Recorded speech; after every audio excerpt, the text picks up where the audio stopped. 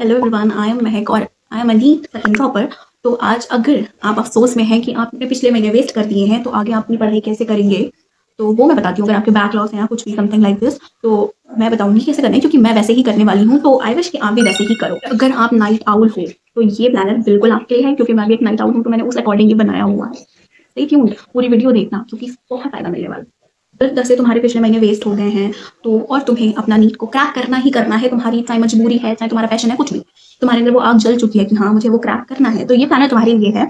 इस प्लानर में मैं बताऊंगी कि आप अपने कैसे बैकलॉग को क्लियर कर सकते हैं, अपना जो सिलेबस साथ में चल रहा है उसको कैसे कराएंगे, और अप्रैल में मॉक स्ट्रीक कैसे बनाएंगे। ठीक है, सच बता देती हूँ कि 5 महीने काफी, लेकिन अगर 5 महीने आप सोचिए कि आप आराम भी कर लेंगे तो वो बिल्कुल भी पॉसिबल नहीं है। आपको अपना 100% देना पड़ेगा, क्योंकि बहुत सारे बच्चे हैं जो हमसे आगे चल रहे हैं, जिनका सिलेबस कंप्लीट हो गया, शायद वो रिवीजन कर रहे हैं, डेक तक उनका हो ही जाता है कंप्लीट, और हम अभी बहुत पीछे चल रहे हैं। तो मेहनत चाहिए है, लेकिन फोकस मेहनत के साथ चाहिए, क्योंकि सिर्फ ऐसे हवाबाजी में नहीं कि हम पढ़ रहे हैं, बुक्स खुली है 12-13 घंटे, बट नींद आ रही है, कुछ और सोच रहे हैं। हमें चाहिए फोकस, फोकस के साथ ही पढ़ पाएंगे। अगर फोकस नहीं होगा, हार्डवर्क नहीं होगा, तो क्रैक करना नहीं तो बहुत दूर की बात है। ठीक है, तो वीडियो में हम क्या बात करने वाले हैं उसका मैं एक प्लान का ओवरव्यू दे देती हूँ। इस वीडियो में हम बात करेंगे कि हम अपना बैकलॉग कैसे क्लियर करें 2 महीने में, और क्योंकि 2 महीने ही हमारे पास बैकलॉग क्लियर करने के लिए। उसके बाद हमें 7 का जो चल रहा होगा सिलेबस, जनवरी तक तो सब निपटा देते हैं, तो उस हिसाब से हमें 7 में कैसे रिवीजन करना है वो भी देखना है, और हमारा बैकलॉग कैसे और ना बने वो भी देखना है, और आगे का सिलेबस और रिवीजन साथ साथ कैसे चले वो देखना है, कब से मॉक शुरू करने हैं ये भी देखना है, और हमें अप्रैल में जो हर अल्टरनेट डे पे मॉक देने हैं उसकी क्या स्ट्रैटेजी रहने वाली है, वो सारी बातें हम इस वीडियो में करेंगे। हमें जो बैकलॉग क्लियर करना है उसका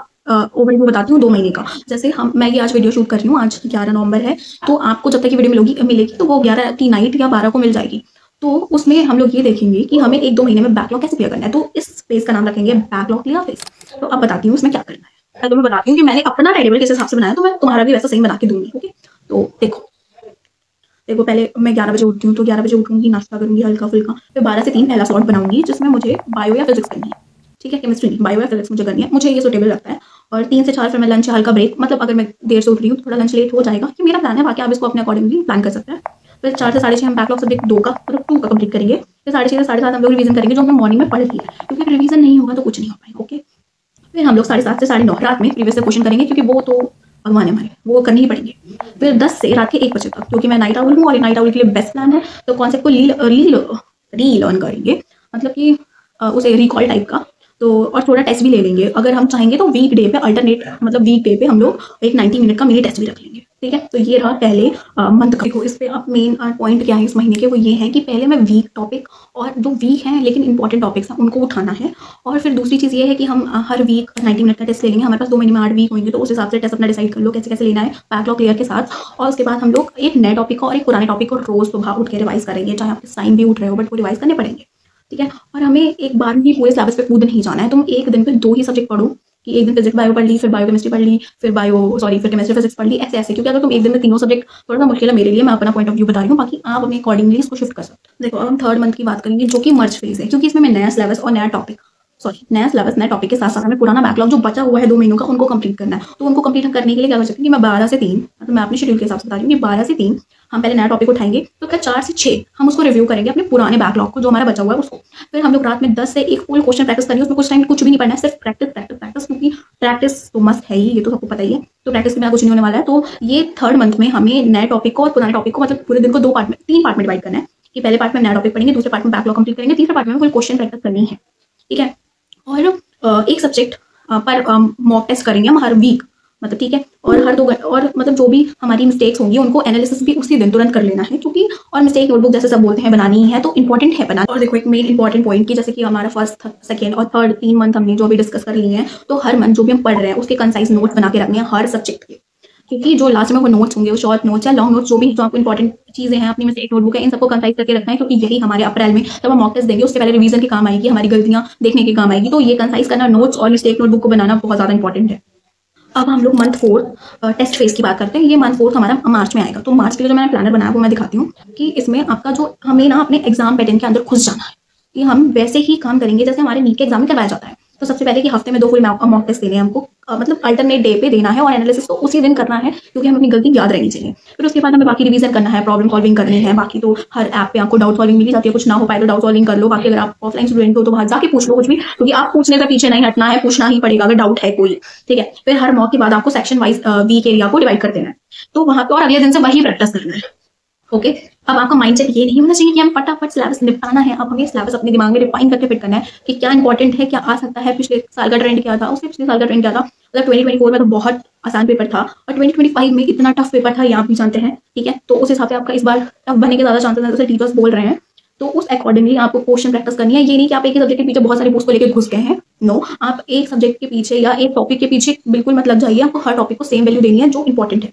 बाकी जो एक्स्ट्रा है बियॉन्ड एनसीईआरटी है या एनसीईआरटी प्लस प्लस है, कुछ भी है, उन टॉपिक को आप एक बार गो थ्रू कर सकते हैं। बट गो थ्रू करिए जब आप पढ़ रहे हो, रिवीजन कर रहे हो, क्योंकि कुछ भी हो सकता है कि ये कहीं के भी पेज का, मतलब एनसीईआरटी के किसी भी पेज का क्वेश्चन आके आपको देख सकते हैं। अब बात करेंगे अपने मंथ 5 की। मंथ 5 हमारा कौन सा, अप्रैल। ये मंथ को हम एक नाम देते हैं, वो नाम है मॉक स्ट्रीक, ठीक है। मॉक स्ट्रीक का मतलब ये है कि हमें हर अल्टरनेट डे पे मॉक स्ट्रीक देनी है। अभी तक हम हफ्ते में 2 दिन में दे रहे थे, उससे पहले हम हफ्ते में 1 बार दे रहे थे, बट अब हमें हर अल्टरनेट डे पे एक मॉक देना है।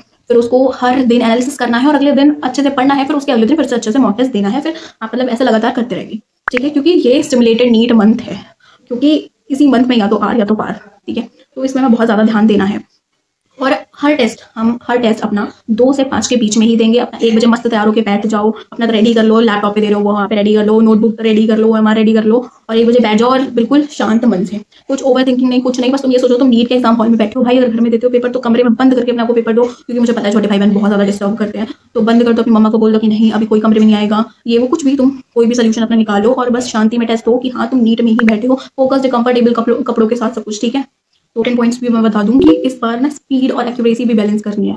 कि ये हमारा मंथ 5 चल रहा है तो हमारा अगले ही कुछ दिनों में, ये कंप्लीट मंथ 5 होने के बाद अगले ही कुछ दिनों में हमारा पेपर होगा। बाकी शायद 3 तारीख को पड़ रहा है संडे, मई का पहला, तो उसी दिन पेपर होएगा। तो फिर आपको स्पीड एक्यूरेसी मेंटेन करनी है कि आपको सही तो करना ही है, लेकिन टाइम पे स्पीड आपकी अच्छी होनी चाहिए। फिर आपको निगेटिव मार्किंग नहीं करवानी है कि हाँ मैं तो मौके दे रहा हूँ, तुक्के मार के देख लेता हूँ, लेकिन नहीं, तुक्के नहीं मारने हैं आपको बिल्कुल रियल जो आपको आता है वही देना है। अगर आपने ऑफलाइन टेस्ट सीरीज ज्वाइन कर रखी है तो वेल एंड गुड है, उससे अच्छा तो कुछ नहीं हो सकता, चाहे किसी भी आपके इंस्टीट्यूट की हो, बट वो वेल एंड गुड है। अगर आप ऑनलाइन भी दे रहे हैं तो भी कोई बात नहीं, आप अपने आप को रूम में बंद कर सकते हैं, जैसे कि मैंने भी बोला था, ओके। फिर आपको इमोशनल कंट्रोल रखना है, अंडर प्रेशर नहीं जाना है, प्रेशर रखना है बट ओवर कॉन्फिडेंट नहीं होनी चाहिए, हाँ, ठीक है। तो हर चीज़ अब आपको बैलेंस करनी है इस 5वें महीने में।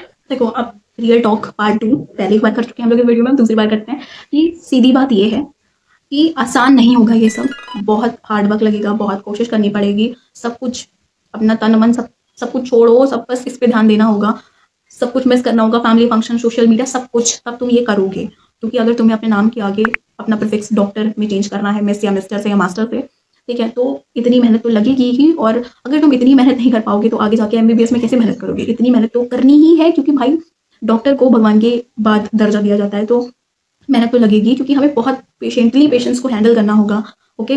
तो अब आप सोच रहे हो कि अगर मैं चलो अभी नहीं 5 महीने नहीं, मैं अगली कोई वीडियो आएगी 4 महीने की स्ट्रैटेजी वो देख लूंगा, 3 महीने की स्ट्रैटेजी आएगी वो देख लूंगा, या सिर्फ 1 शॉट से पढ़ के काम हो जाएगा, तो ये एक गलत सोच है, ऐसा कुछ नहीं होता है, ठीक है। तो एक भी दिन वेस्ट नहीं करना आपको, हर एक दिन आपका माइक्रो प्रोग्रेस का दिन होगा। हर एक दिन आपकी जो आप नीट की ओएमआर पे भरने वाले हैं ना, वो दिन आपके अभी से डिसाइड करेंगे, क्योंकि आप अभी कितनी मेहनत करते हो वो बाद में आपको पता चलेगा।